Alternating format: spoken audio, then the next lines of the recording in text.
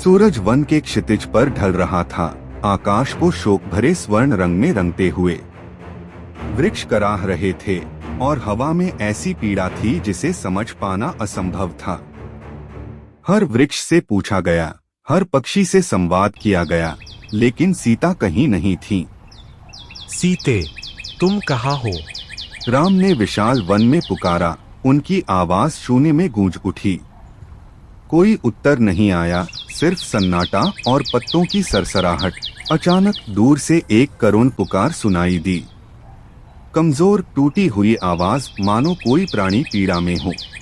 राम और लक्ष्मण उस दिशा में दौड़े और एक हृदय विदारक दृश्य देखा। महाबली गृध्र जटायु घायल पड़े थे, पंख टूटे हुए, रक्त से लथपथ, और पंख वनभूमि पर ऐसे बिखरे पड़े थे जैसे टूटी हुई आशाएं। राम, पक्षी ने धीमी आवाज में कहा, उसकी चोंच से रक्त बह रहा था। राम उनके पास घुटनों के बल बैठ गए। हे वीर पक्षीराज, यह तुम्हारे साथ किसने किया? जटायु ने कठिनाई से सिर उठाया। रावण, लंका का राजा, वह तूफान की तरह आया, तुम्हारी सीता को छीन ले गया। मैंने रोकने का प्रयत्न किया, पर असफल रहा। राम की आंखों से आंसू बह निकले। उन्होंने जटायु के रक्त से भीगे पंखों को थामा। तुमने उसके लिए वैसे ही लड़ा जैसे कोई पिता अपनी पुत्री के लिए लड़ता। तुम्हारा साहस कभी भुलाया नहीं जाएगा। जटायु की आंखों में शांति चमक उठी। मैंने धर्म को तुम्हारे रूप में देखा है। राम, उसे खोजो और वापस लाओ। इतना कहकर महान पक्षी ने अंतिम श्वास ली और वन मौन हो गया। राम ने उसकी आंखें बंद की और उनके वक्ष पर हाथ रखा। आज एक वीर गिरा है, एक मित्र, एक रक्षक। तुम्हारी आत्मा स्वर्गलोक को प्राप्त हो। उन्होंने जटायु के लिए चिता बनाई। जब अग्नि प्रज्वलित हुई तो आकाश वीरता के प्रकाश से जगमगा उठा। चिता की ज्वालाएं उसके आत्मा को स्वर्ग की ओर विदा कर रही थीं। एक संध्या, जब वे एक दलदली स्थान पार कर रहे थे, वृक्षों के बीच भयावह हंसी गूंज उठी। अचानक भूमि फट गई और उसमें से एक विकराल राक्षस निकला, विशाल, बिना भुजाओं के। उसके वक्ष पर एक नेत्र था और मुख कान से कान तक फैला हुआ। मैं कबंध हूँ और तुम मेरी आहुति। राम और लक्ष्मण ने तुरंत धनुष खींचा। कबंध आगे बढ़ा और अपने लंबे भुजाओं से उन्हें जकड़ लिया। अब मैं तुम्हारा मांस खाऊंगा।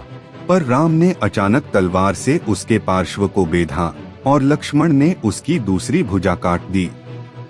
अंतिम चीख के साथ राक्षस भूमि पर गिर पड़ा। मुझे मार दो। तू कौन है?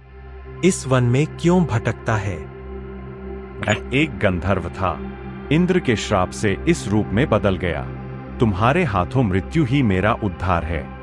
मेरे शरीर का दाह करो, तब मैं तुम्हें वह मार्ग बताऊंगा जिसे तुम खोजते हो। उन्होंने उसकी चिता बनाई। अग्नि में उसका कुरूप शरीर भस्म हुआ और वहां से एक दिव्य स्वर्णिम आत्मा प्रकट हुई, तेजस्वी और दिव्य। आप सीता की खोज कर रहे हो, हे राम। अब आपका पथ दक्षिण की ओर है, ऋषिमुख पर्वत तक। वहां आपको वानरराज सुग्रीव मिलेंगे, उनसे मित्रता कीजिए। वह वन के सभी मार्ग जानते हैं और लंका तक का रास्ता भी। जाइए दशरथ नंदन, आपका भाग्य सागर पार है। कबंध के मार्गदर्शन पर चलते हुए दोनों भाई दक्षिण की ओर गए। उनकी यात्रा नदियों, वनों और उपत्यकाओं से होकर गुजरी और अंततः वे एक शांत उपवन पहुंचे। वहां फूल खिले थे और पक्षी चहचहा रहे थे। बीचों बीच पत्तों और लताओं से बना एक साधारण आश्रम था। एक वृद्ध स्त्री, जिसकी देह जर्जर थी पर मुखमंडल तेज से दमक रहा था, उनकी प्रतीक्षा कर रही थी। उनकी आंखों से आंसू बहने लगे। मैं शबरी हूँ, मैंने आपकी प्रतीक्षा की है, ही राम। वर्षों से प्रतिदिन आपके स्वागत की तैयारी करते हुए मेरे गुरु ऋषि मतंग ने कहा था, तभी से मैं प्रतिदिन मार्ग झाड़ती, कांटे हटाती और आपके लिए फल संचित करती रही। उन्होंने उन्हें भीतर बुलाया। वहां वन के बेर रखे थे। शबरी ने प्रत्येक फल स्वयं चखा था ताकि मीठा ही अर्पित कर सकें। लक्ष्मण ने विस्मय से देखा, पर राम ने स्नेहपूर्वक मुस्कुराते हुए उन्हें ग्रहण किया। उन्होंने कहा, यह सबसे मधुर फल है जो मैंने कभी चखा। उस प्रेम को महसूस करते हुए जो प्रत्येक बेर में समाया था। शबरी की आंखों से आंसू बहने लगे। अब मेरा जीवन पूर्ण है। उन्होंने हाथ जोड़कर आशीर्वाद दिया। जाइए राम, आपकी खोज सफल हो, संसार धर्म की शक्ति का साक्षी बने। भाइयों को आशीर्वाद देकर शबरी वृक्ष तले बैठ गईं और आंखें मूंद लीं। उनका प्राण शांतिपूर्वक शरीर त्याग कर मुक्त हो गया। राम और लक्ष्मण आगे बढ़े। उनका संकल्प और प्रबल हुआ, उद्देश्य और स्पष्ट। वे सुग्रीव को ढूंढेंगे, वे सेना बनाएंगे और सागर पार कर लंका पहुंचेंगे, सीता को वापस लाने के लिए। राम ने क्षितिज की ओर देखा और धीमे किंतु दृढ़ स्वर में कहा, सीते प्रिय, मैं तुम्हें ढूंढ लूंगा, चाहे मुझे अग्नि और अंधकार से होकर गुजरना पड़े, धरती पर कोई शक्ति मुझे रोक नहीं सकती। जब राम और लक्ष्मण ऋष्यमुख पर्वत की हरियाली से ढकी ढलानों से नीचे उतर रहे थे, उनकी यात्रा में दुहक की धूल और संकल्प की अग्नि दोनों समाई थीं। प्रत्येक कदम प्रार्थना था और हर दृष्टि आगे की ओर एक प्रतिज्ञा। घने वन झरनों और चट्टानों से भरी भूमि में बदल गए थे। पक्षियों का मधुर स्वर और प्राचीन वृक्षों की फुसफुसाहट वातावरण में गूंज रही थी। ऊंची शिलाओं के बीच एक जोड़ी आंखें उन्हें देख रही थीं। साधारण नहीं, प्रखर, बुद्धिमान और भक्ति से परिपूर्ण। वह दृष्टा थे हनुमान, पवन पुत्र, सुग्रीव के सेवक, एक महान वानर। हनुमान ने साधु का वेश धारण कर विनम्रता से आगे बढ़कर कहा, नमस्कार, हे श्रेष्ठ यात्रियों, आप दृढ़ उद्देश्य से चलते प्रतीत होते हैं।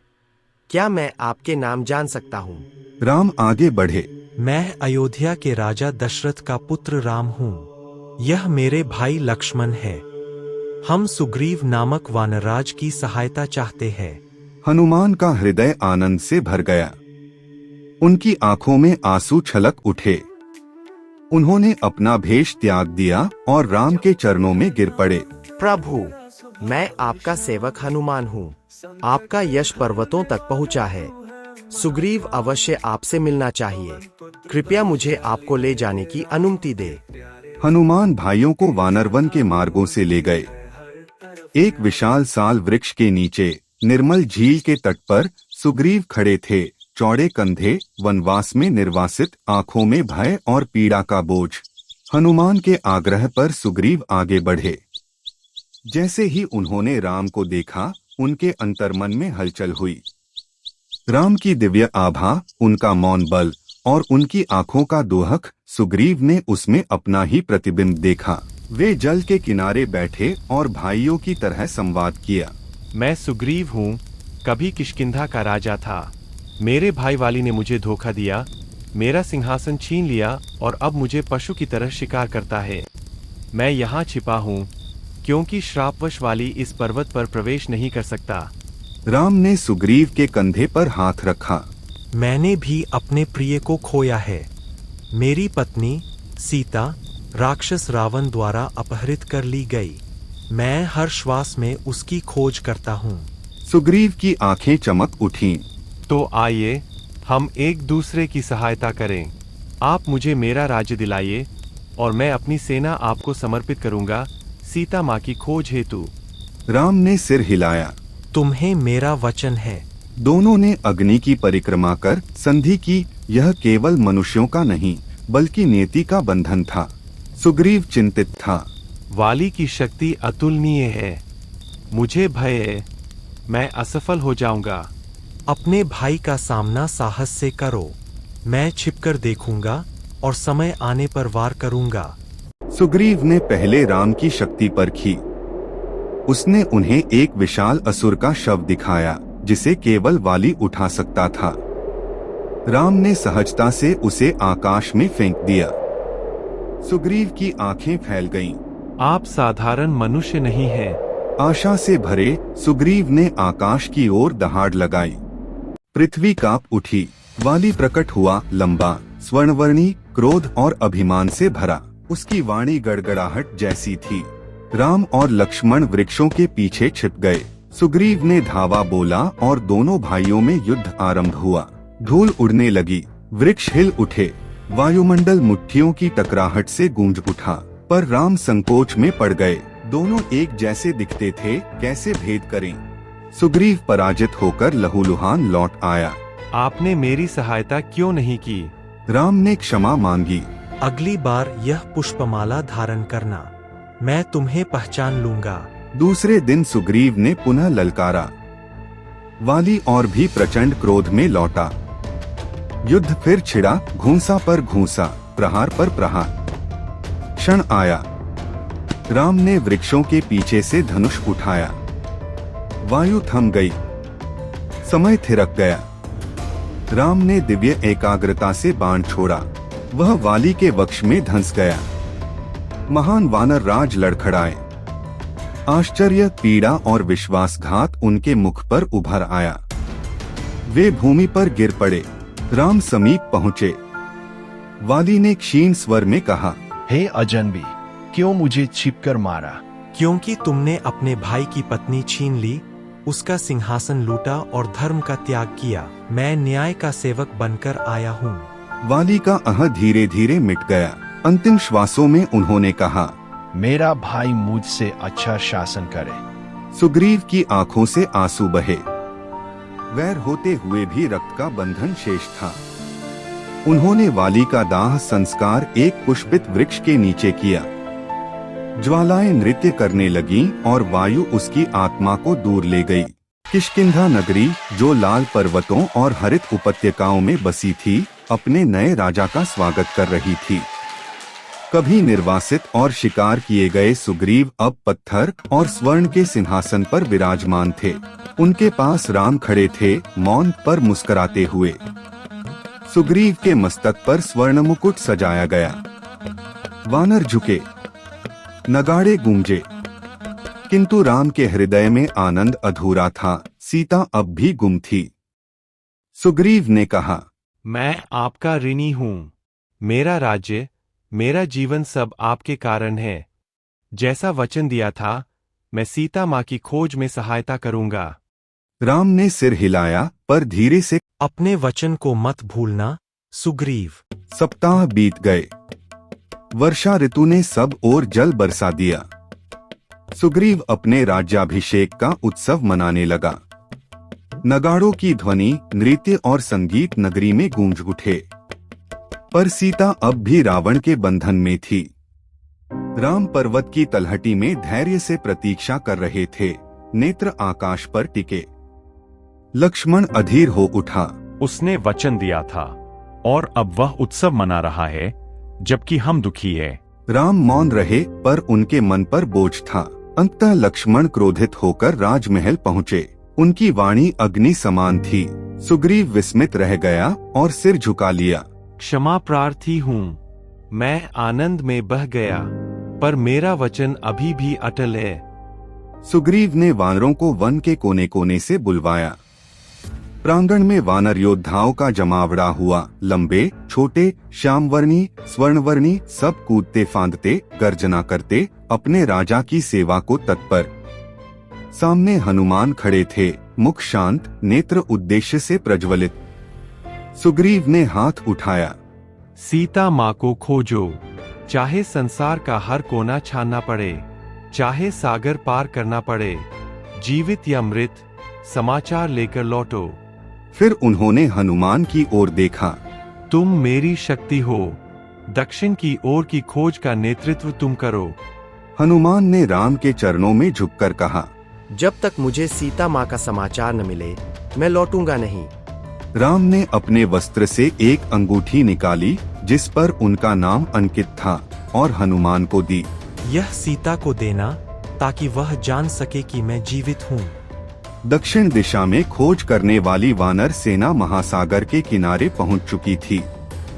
कई दिन बीत गए, भोजन समाप्त हो चला था, और असफलता का बोझ उनके मनोबल को तोड़ रहा था। सीता का कोई समाचार नहीं था।